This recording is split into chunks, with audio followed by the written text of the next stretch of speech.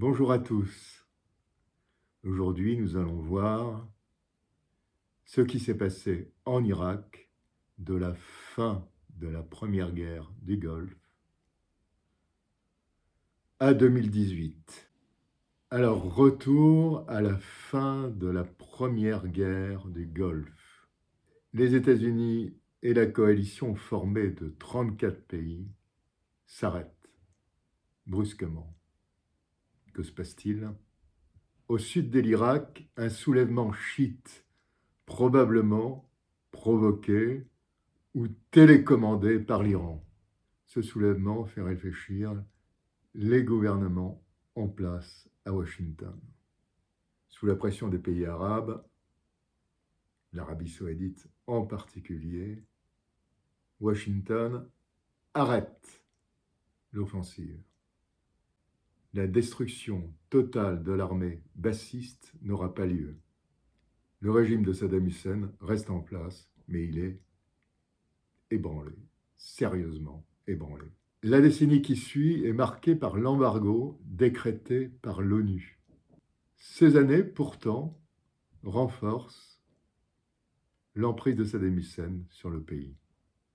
L'embargo ruinant et déstructurant le pays. Dépossédé de sa principale richesse, le pétrole, l'Irak n'a plus rien. De plus, elle est dépendante de l'extérieur pour ses approvisionnements. L'Irak a été plongé brusquement dans une crise économique sans précédent. En l'espace de quelques mois, la situation humanitaire devient catastrophique, les infrastructures dans les transports et l'énergie sont dévastées, l'inflation est vertigineuse. This money in 2 kilo sugar. L'Irak sombre, faute de nourriture et de médicaments, la mortalité infantile augmente de façon dramatique, les images de ces enfants rachitiques font le tour de la planète. L'opinion publique s'en émeut, à une exception près, celle de Madeleine Albright, la secrétaire d'État américaine. I mean, that's more children than died in Hiroshima. And, you know, is the price worth it? I think this is a very hard choice, but we think the price is... Alors, à partir de 1994-1995, la dégradation des conditions de vie et le délabrement des infrastructures, en particulier sanitaires, l'ont finalement contraint à accepter les conditions de l'ONU, c'est-à-dire le programme Pétrole contre nourriture. Conçu comme une mesure temporaire destinée à couvrir les besoins humanitaires du peuple irakien, le programme Pétrole contre nourriture fonctionne de 1996 à 2003. Brassant en tout 64 milliards de dollars. Il permet ainsi à l'Irak de vendre son pétrole et d'acheter, en échange de la nourriture, des médicaments, cela sous la surveillance de l'ONU. Mais un scandale éclate. C'est une corruption conçue par le régime irakien comme un réseau d'influence internationale. Il s'étend en France, en Russie, aux États-Unis, au Royaume-Uni, en Italie, en Australie, en Inde et à l'ONU. Pétrole contre nourriture. Le scandale qui secoue l'ONU. Il est révélé par un petit journal irakien. Et plusieurs milliards d'euros vont être détournés par des proches de Saddam Hussein grâce à des cadres des Nations Unies. On peut se demander si les sanctions économiques globales contre l'Irak étaient compatibles avec le respect effectif de la charte de l'ONU et des droits humains et du droit international humanitaire. On peut vraiment se demander ça. Mais alors, petit à petit, la Russie, la Chine et même la France recommencent à investir. Arrivent les attentats du 11 septembre et les États-Unis font la chasse aux terroristes qu'ils avaient aidés, rappelez-vous, en Afghanistan en particulier, dans leur guerre contre l'Union soviétique. Un homme du nom de Bin Laden devient le héros de certains et la bête noire de Bush, Bush Junior, devenu président des États-Unis. Alors après l'Afghanistan, Washington désigne d'autres États terroristes. Il s'agit de la Somalie et de l'Irak. Pourquoi l'Irak? Alors là, il est temps pour nous de nous attaquer aux véritables menaces. Il est temps pour nous de nous occuper de Saddam Hussein.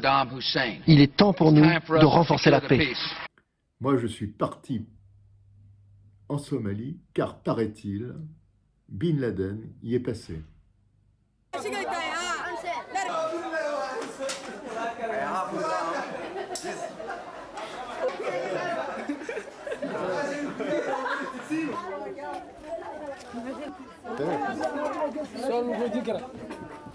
And you think that I'm ready to fight in American and Britain. you are ready to go to Go and Afghanistan, yes. Now I'm ready. Yeah. Retour de Somalie, l'Irak produirait des armes de destruction massive. Alors, les États-Unis veulent passer par l'ONU, comme en 1991, pour frapper l'Irak. La Russie de Poutine, met en garde les États-Unis. Cela ne se passera plus comme pour la première guerre d'Irak. Ils mettront un veto à l'ONU. Des inspecteurs de l'ONU sont dépêchés en Irak. Le 9 janvier 2003, les inspecteurs sont revenus. Ils n'ont rien trouvé en Irak. Et pourtant, Colin Powell vient faire devant le Conseil de sécurité une déclaration tonitruante. Saddam Hussein et son régime ont fait tout ce qu'ils ont pu pour que les inspecteurs ne trouvent absolument rien. Deuxième partie abordée, les armes de destruction massive. Le chef de la diplomatie américaine brandit un flacon d'anthrax pour dénoncer l'existence d'armes biologiques, puis fournit une photo non identifiée d'un drone, avion sans pilote, qui pourrait transporter des armes chimiques et biologiques. Cette photo, précise Colin Powell, n'a pas pu être prise en Irak. Enfin, Powell s'intéresse aussi aux missiles à longue portée et accuse également, photo à l'appui, l'Irak de vouloir développer l'arme nucléaire. L'unique but de tout ça, c'est le pétrole. Et pour les Américains, il n'y a qu'une seule façon de contrôler notre pétrole, c'est de détruire l'Irak en tant que nation. Le 14 février 2003, Dominique de Villepin, alors ministre des Affaires étrangères français, fait un discours à l'ONU. Il prône la paix. Il y a 10 jours, le secrétaire d'État américain, M. Powell, a évoqué des liens supposés entre Al-Qaïda et le régime de Bagdad. En l'état actuel de nos recherches et informations menées en liaison avec nos alliés, rien ne nous permet d'établir de tels liens. Dans ce temple des Nations Unies, nous sommes les gardiens d'un idéal. Nous sommes les gardiens d'une conscience. La lourde responsabilité et l'immense honneur qui sont les nôtres doivent nous conduire à donner la priorité au désarmement dans la paix. Le mercredi 19 mars 2003, c'est l'assaut, l'opération Liberté pour l'Irak est déclenchée. Le choc et l'effroi, c'est le nom de l'offensive américaine, c'est aussi la réalité sur Bagdad depuis l'attaque d'hier soir. 320 missiles seraient tombés sur la capitale irakienne. Les zones visées, les quartiers administratifs et surtout le palais de la République, principal palais présidentiel au bord du Tigre. Peu après les bombardements violents du début de la nuit, le ministre irakien de l'information s'est rendu au palais présidentiel partiellement en ruine.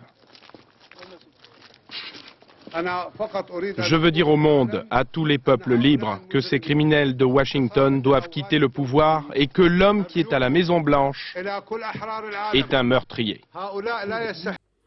Alors j'arrive en Syrie quelques jours plus tard. L'armée syrienne est en état d'alerte. Le poste frontière irakien. Personne en vue, puis soudain, un petit groupe d'hommes, les forces spéciales américaines. Il semble n'être qu'une poignée. On nous déconseille d'aller plus loin. Les forces de la coalition ne pourront pas nous protéger dans notre no man's land, qui est le long ruban d'autoroute qui nous mène à Bagdad. Des bandes de pillards ont été signalées et ils ont ainsi mis à sac de nombreux convois d'approvisionnement américains. En fait, nous ne voyons que des traces de bombardements et de trafic d'objectifs qui ne sont pas apparemment militaires.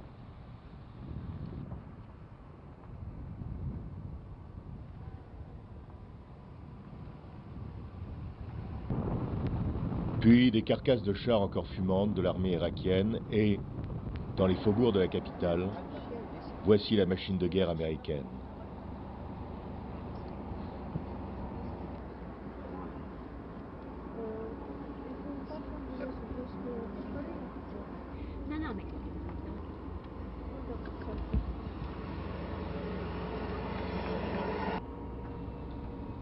Avec ses chars Abrams en position et ses hélicoptères de combat.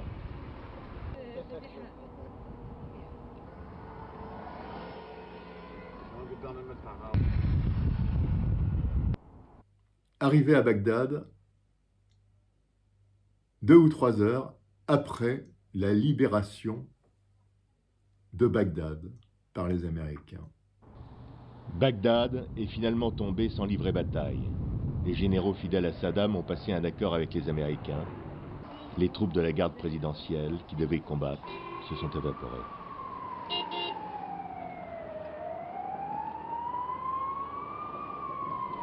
Le centre international olympique irakien est complètement détruit.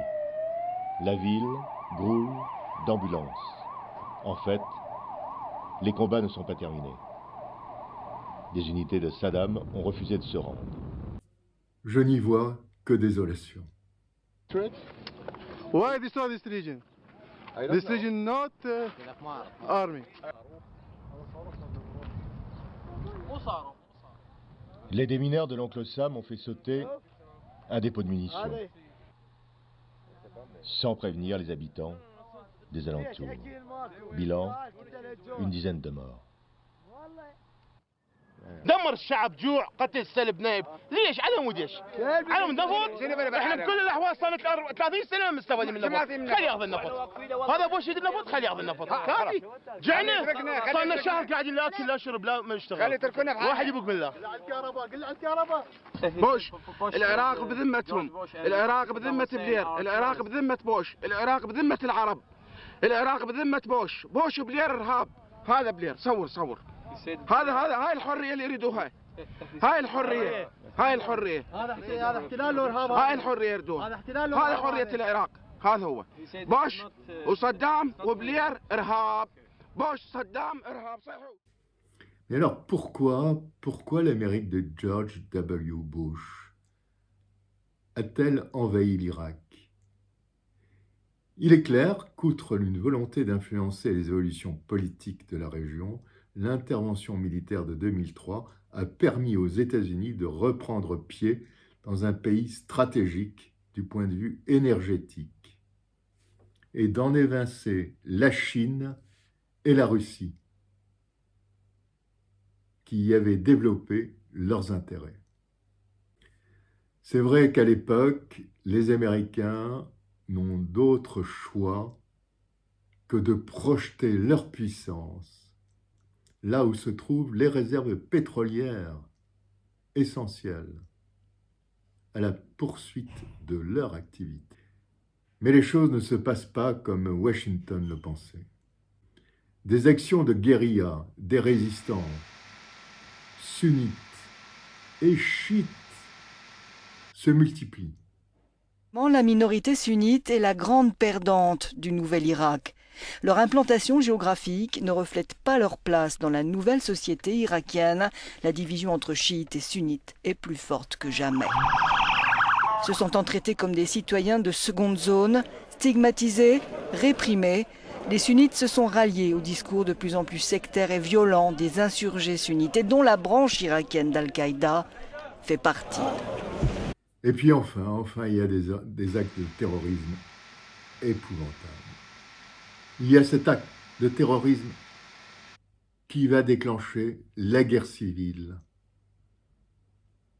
entre Irakiens. C'est à Samarra. Cet acte de terrorisme va déclencher la guerre entre sunnites et chiites. Celle-ci fera des centaines de milliers de morts. Elle se terminera par la prise de Bagdad par les milices chiites. Et c'est ainsi que le 9 avril 2013 naît l'État islamique en Irak et au Levant. Cet État islamique, en 2014, prend Falloujah, à moins de 100 km de Bagdad. Le 10 juin, l'État islamique prend Mossoul. Le 9 août, débute une coalition contre l'État islamique avec des Américains. C'est le commencement des bombardements américains. Le commencement des bombardements anti-djihadistes.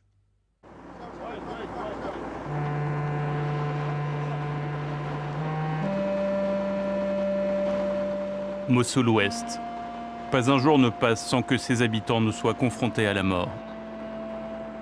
Ce matin, c'est une famille de 11 membres déterrés sous le regard de leurs proches. Ils ont été tués dans une frappe aérienne voici 3 mois. Les pompiers ne savent pas s'ils étaient des partisans de Daesh ou de simples civils. Voilà 2 mois qu'à la sortie est de Mossoul se croisent civils affolés et forces irakiennes qui remontent vers le front. Les hommes en noir, une unité d'élite qui compte un peu moins de 10 000 hommes, sélectionnés, entraînés, équipés par les forces spéciales américaines. Mieux payés que le commun des soldats, une armée dans l'armée. L'opacité du ciel rend tout soutien aérien impossible. Alors comme chaque fois, l'organisation État islamique en profite pour attaquer. La fuite de ces familles nous confirme l'attaque djihadiste. Stop, arrêtez-vous. Ouvrez vos vestes et avancez doucement.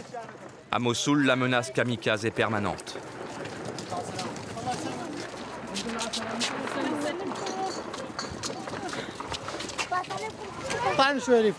On s'éloigne d'ici. Notre quartier est en plein milieu des combats. On s'en va. En quelques minutes, une foule fébrile inonde les rues. Pour l'heure, il n'est question que de reprendre un seul quartier. Une percée de 800 mètres, 3 pâtés de maison perdus la veille. L'armée irakienne n'est parvenue à reprendre aux djihadistes que moins d'un quart de la ville, après 2 mois de combats acharnés. En 2016-2017, après des batailles épouvantables, il y a des reprises de territoire à l'État islamique. Le 26 juin 2016, les troupes gouvernementales reprennent Falloujah. Sur la défensive, les djihadistes multiplient les attentats. Les forces irakiennes, les forces spéciales irakiennes, sont d'origine chiite. La plupart de ces policiers sont de confession chiite. Ils sont souvent accueillis en libérateurs, surtout devant les caméras, par la population à majorité sunnite. Mais ils ne sont pas dupes. Avec la guerre, les tensions se sont accrues et les plaies seront longues à cicatriser. D'autant que l'armée et la coalition internationale aussi ont dévasté la ville. Le 10 juillet 2017, Mossoul est libéré, mais n'existe plus. Nous traversons les ruines de la vieille ville de Mossoul, escortés par la police fédérale. Sous les décombres, il reste des tonnes d'explosifs et des centaines de cadavres. Les cratères gigantesques témoignent de la puissance des bombes larguées sur la ville. La coalition a mené une campagne de bombardement massif pour déloger les combattants de l'organisation État islamique de ce quartier, conçu comme une forteresse. La vieille ville est interdite aux civils. Certains ont pu négocier l'autorisation de récupérer quelques affaires dans les ruines de leur maison. Ammar Moussa affirme qu'il était un riche commerçant. Il aurait été blessé dans une frappe aérienne. J'ai perdu mes 5 enfants, ma mère, mon père, le mari de ma femme, ma tante, sa fille et ma cousine. Nos maisons sont complètement détruites. La fortune de mon père a disparu. Les bijoux de ma mère aussi. 9 mois de combat ont ravagé la ville. Et évidemment, ont ravagé la population. Il y a une crise humanitaire sans précédent à Mossoul. Le 31 août, les forces irakiennes reprennent le bastion djihadiste de Tel Afar, à la frontière avec la Syrie. Encore actuellement, les groupes de l'État islamique sont toujours présents en Irak. Mais pas seulement, il y a également les milices chiites qui représentent un vrai problème pour les sunnites. Tous ces groupes armés représentent un problème pour la démocratie irakienne. Voilà où nous en sommes aujourd'hui. J'espère que l'Irak aura un meilleur avenir, mais pour l'instant, il est plutôt sombre. Voilà, à bientôt sur ma chaîne. J'espère que vous avez aimé cet épisode. N'oubliez pas, abonnez-vous, c'est très important.